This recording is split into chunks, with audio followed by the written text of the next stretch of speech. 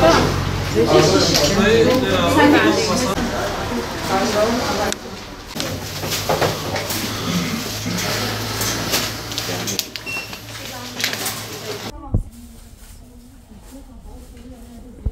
de bu kartı olmayanlar yeni kaydettiklerimiz var. Yani onları bana yönlendirirsiniz, ben onlara kaçıyorum.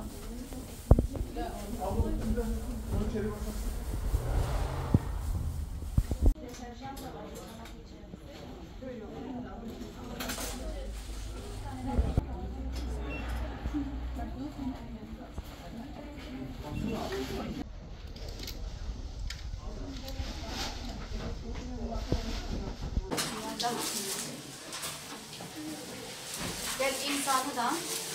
Sen tatlım. Burada bekliyoruz. Sen şöyle çeksene tatlım.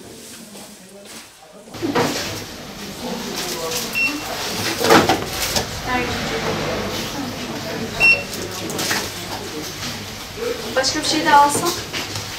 Ayda da gıdalarımızı hazırladık. Ailelerimiz geliyorlar, kendi gıdalarını alıyorlar. Malumunuz bizler kart sistemine geçtik. Umut Kervan Sosyal Market yaptık.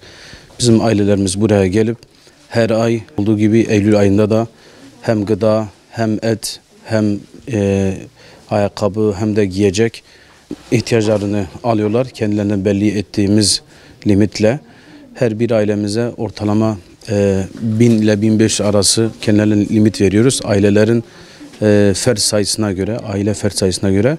Elhamdülillah bu ayda da hayırseverlerimiz bizlere desteklerini verdiler. Hem giyecek olarak hem de gıda olarak ve diğer maddelerde temizlik ürünü olarak. Biz de şu an onları dağıtıyoruz. Rabbim bu noktada bütün hayırseverlerimizden razı olsun. Bu iş 12 ay boyunca devam ediyor. Sadece biz bir aylık dağıtmıyoruz malumunuz. Her ay dağıtıyoruz. Ve bununla beraber bizim ailelerimizin sayısı artıyor. Ailelerimizin sayısı artınca hayırseverlerimiz de artması lazım. Desteklerini bizlerden esirgemesinler, yardımlarını göndersinler. Çünkü onlar bize ne kadar yardımcı olsa, ne kadar desteklerini verirse biz o kadar hem fakir, muhtaç, yetim, öksüz ailelere ulaşmaya çalışacağız.